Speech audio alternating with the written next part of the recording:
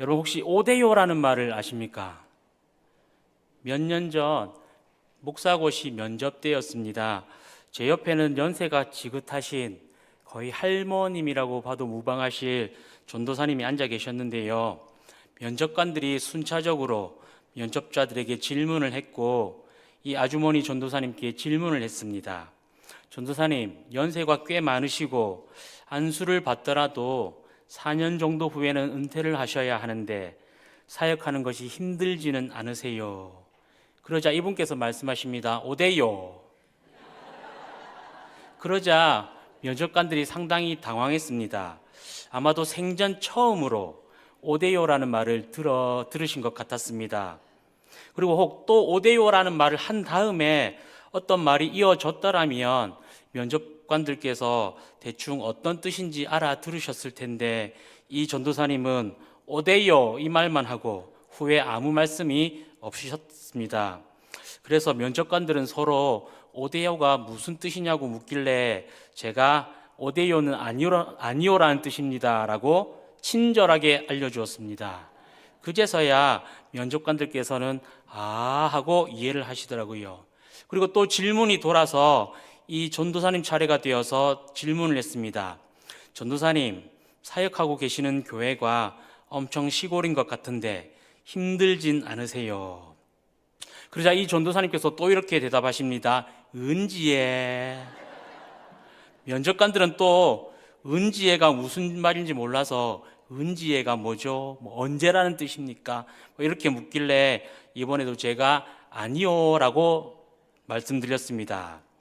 그 후로 이 전도사님께 질문을 하면 이 전도사님께서는 대끼리, 억수로 이런 단어를 사용하셨는데 그런 단어를 사용하실 때마다 면접관들께서는 저를 쳐다보시는 겁니다. 그래서 그때마다 아주 친절하게 대답을 해드렸습니다. 그런데 면접을 하면서 느꼈던 것은 우리가 신앙생활을 한다고 하면서 하나님과 소통이 안 되어 하나님의 뜻이나 마음을 모른 채 신앙생활을 하는 것은 아닐까라는 생각이 들었습니다. 하나님께서 맡기신 사명을 위해 헌신하고 봉사한다고 하는데 정작 하나님의 마음은 알지 못한 채 하나님의 뜻과 상관없이 일하고 있는 것은 아닐까 하는 생각이 들었습니다. 여러분, 우리는 하나님과 소통하며 하나님께서 원하시는 대로 살아가고 있을까요? 모쪼록 우리 신현교회는 그리고 우리 신현교회 성도님들께서는 하나님과 서로 소통하고 또한 성도님들과 성도님들께서 잘 소통하는 교회가 되어서 하나님의 뜻을 행하고 믿음의 모범이 되는 교회가 되길 진심으로 소망합니다. 여러분, 예수님께서는 이 세상에 오셔서 구원과 하나님의 나라에 대해서 가르치셨습니다. 예수님께서 말씀하신 하나님의 나라, 또 성경에 기록된 하나님의 나라를 보면 그것은 항상 기쁨이 넘치고 평안이 넘치는 것으로 묘사가 됩니다. 싸움이나 갈등이 없는 평화와 사랑이 넘치는 곳, 슬픔과 걱정이 없는 곳, 위험이 없는 곳, 매일 잔치집과 같은 즐거움이 있는 곳이죠. 너무나 중요한 한 가지 사실은 구원 혹은 하나님의 나라는 죽어서 얻는 것이 아닙니다. 우리가 받는 구원은 예수님을 진심으로 믿는 그 순간부터 이루어집니다. 즉, 이 세상에서 이미 구원을 누릴 수 있다라는 것이죠. 예수님을 믿게 되면 구원의 기쁨을 누리는 삶을 살 수 있게 됩니다. 그런데 여러분, 지금 우리의 삶은 어떻습니까? 여러분들께서는 행복하고 즐거운 삶을 살고 계십니까? 매일 기쁨이 넘치십니까? 오늘을 살아가는 많은 사람들이 기쁨과 즐거움을 잊은 채 살아갑니다. 우리의 할아버지, 할머니 세대보다 훨씬 더 살기 좋은 세상이 되었고 훨씬 더 편리한 세상이 되었지만 우리는 기쁨을 잊은 채 살아갑니다. 먹을 것이 풍족하고 훨씬 더 좋은 것을 누리며 편안하게 살아가고 있지만 그런 세상에서도 우리는 기쁨을 누리지 못합니다. 그 이유는 현실에서의 삶이 녹록치 않기 때문입니다. 때때로 찾아오는 고난, 관계에서의 갈등, 믿음을 지키기 위해 감내해야 하는 불편함과 부담감으로 인해 우리의 삶은 여유를 느끼지 못합니다. 이런 우리의 인생에 기쁨이 넘치고 행복한 삶이 되기 위해서는 우리는 무엇을 해야 할까요? 우리의 삶에 감사가 넘치기 위해서는 우리는 무엇을 해야 할까요?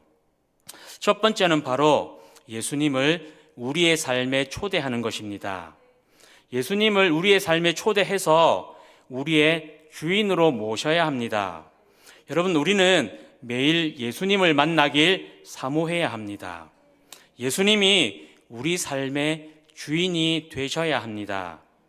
오늘 본문 말씀은 우리가 너무나 잘 알고 있는 가나의 혼인잔치입니다. 예수님께서 물을 포도주로 바꾸신 기적을 일으킨 사건이죠.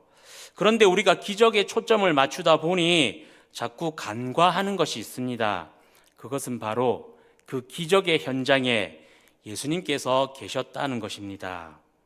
여러분, 물을 포도주로 바꾸신 것도 중요하지만 그보다 더 중요한 것은 예수님께서 그곳에 계셨다는 것입니다. 본문의 내용을 잠시 살펴보면 예수님과 제자들은 초대를 받아서 혼인잔치에 참석하셨습니다. 그런데 포도주가 떨어졌습니다. 우리의 문화와 가치관으로는 잔치집에 술이 떨어진 것이 무슨 흠이 되겠냐라고 생각할 수 있습니다. 한편으로는 술이 떨어지면 파장하고 돌아가면 되지라고 생각할 수 있습니다만, 고대 근동지방에서는 결혼식을 아주 성대하게 치루었습니다. 많은 사람을 초대해서 축제처럼 벌인 것이죠. 이 결혼잔치는 무려 일주일 동안 진행을 합니다. 그리고 집안의 신분이나 계급 혹은 경제력에 따라서 2주 동안 진행을 하기도 했습니다. 당시의 유대인들, 특히 서민들은 가난과 중노동으로 인해서 힘겨운 삶을 살았는데 결혼식이야말로 그들의 인생에서 잠시나마 즐거움을 누릴 수 있는 기회였었습니다. 그래서 결혼식은 마을에서 너무나 중요한 행사였는데, 이 결혼식에서 포도주가 떨어진다는 것은 잔치에 초대한 손님들을 모욕하는 것으로 간주했고, 심할 경우에는 손님들이 집주인을 질책하거나 욕을 하고 관계를 끊기도 했습니다. 그리고 이런 소문이 마을에 펴지면 그 집주인은 마을이나 공동체에서 인정받지 못하고 무시를 당해야 했습니다. 사회적으로 매장을 당하는 것이죠. 그렇기에 잔치를 연 집주인은 포도주가 떨어지지 않도록 계속해서 확인을 하고 신경을 써야 했습니다. 그런데 공교롭게도 포도주가 떨어진 것입니다. 집주인에게는 생각지도 않은 위기가 찾아온 것이죠. 최악의 결혼잔치가 될 뻔한 이 일은 오히려 예수님으로 인하여서 최고의 잔치가 될 수 있었습니다. 예수님께서 그 자리에 계셨기 때문입니다. 여러분, 예수님께 고침을 받았던 사람들의 대부분은 사회에서 소외된 사람들이었습니다. 저들은 마을 안으로 들어올 수도 없는 존재들이었고, 사람들이 모여 있는 곳에는 얼씬도 하지 못하는 부정한 존재들이었습니다.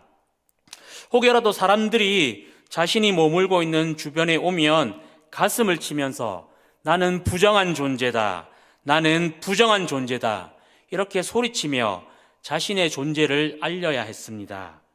그러면 사람들은 이른바 재수가 없다며 욕을 하고 돌을 던졌던 것이죠. 참고로 고대 근동지방에서는 돌팔매질의 유래는 부정한 존재가 가까이 다가오거나 부정한 존재가 나에게 말을 걸거나 혹여라도 부정한 존재와 닿기라도 하면 율법상으로 나도 부정한 존재가 되기 때문에 그것을 피하기 위해서 돌을 던졌던 것입니다. 그것이 전통이 된 것이죠. 사람들의 곁에 가지도 못하고 사람들과 말 한마디 나누지 못하는 사람들, 심지어 가족들에게서조차 외면당해야 하는 이 사람들이 삶에 무슨 기쁨이 있었겠습니까? 성경을 보면 예수님을 만나기를 원했던 사람들은 대부분 부정한 존재들이었습니다.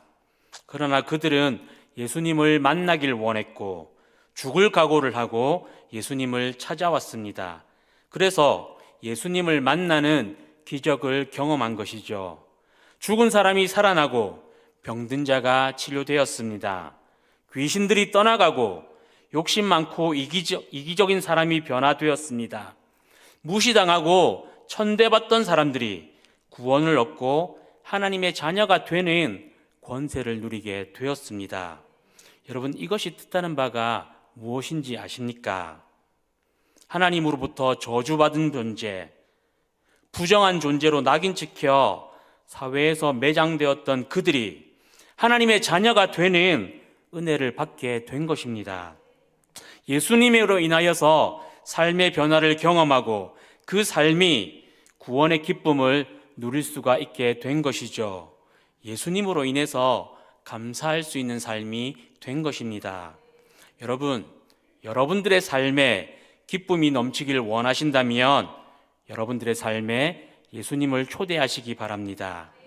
삶의 위기에 놓여 있거나 어려운 상황에 놓여 있다면 예수님을 초대하고 예수님께 도움을 요청하시길 소망합니다.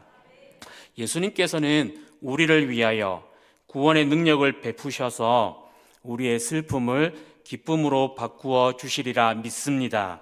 우리를 삶의 어려움에서 건져내어 주시리라 믿습니다. 예수님을 통하여 우리의 삶이 기쁨과 감사로 넘치는 삶으로 변화될 것입니다. 기쁨이 넘치는 삶이 되기 위해서 우리가 해야 할 두 번째는 예수님께 기도하는 것입니다. 여러분, 아무런 문제 없이 사는 사람은 없습니다. 개인의 문제, 가정의 문제, 학교나 직장에서의 문제 등 살다 보면 이런저런 문제들을 경험하게 됩니다. 그리고 그 문제로 인해서 기쁨과 즐거움이 점점 사라지게 되고 믿음과 은혜가 사라지게 됩니다. 그리고 그 순간 우리가 반드시 기억해야 할 것은 예수님은 우리의 문제를 알고 계시고 그 문제를 해결하실 수 있는 능력이 있음을 믿는 것입니다. 예수님의 능력을 믿는다면 무엇을 해야 할까요? 바로 기도입니다. 우리는 예수님께 기도해야 합니다. 예수님의 능력을 믿고 예수님께 도움을 구해야 합니다. 모든 문제의 근원을 고치시는 그 예수님을 믿고 예수님의 이름으로 기도해야 합니다. 삶의 고난은 수시로 찾아옵니다. 한번 지나갔다고 해서 더 이상 겪지 않게 되는 것이 아닙니다. 시간이 지나면 또 다른 어려움이 찾아와 우리를 실망하게 하고 좌절하게 합니다. 때로는 하나님을 떠나고 포기하게 만듭니다. 그러나 여러분, 우리가 반드시 기억해야 할 것은 주님은 우리의 모든 상황을 알고 계시기에 포기하지 마시고 끝까지 기도하시길 바랍니다. 우리를 사랑하시는 예수님은 우리의 문제를 가만히 지켜보시는 분이 아니라 우리를 도우시는 분입니다. 예수님은 우리의 선한 목자 되신 분입니다. 우리를 살리기 위해서 자신의 목숨까지도 내어주신 분입니다. 그렇기에 우리를 이끄시고 우리를 도우실 예수님을 기대하며 날마다 기도하시기 바랍니다. 사랑하는 신현교회 성도 여러분, 거듭해서 말씀드리지만 구원은 죽어서 천국에 가는 것이 아닙니다.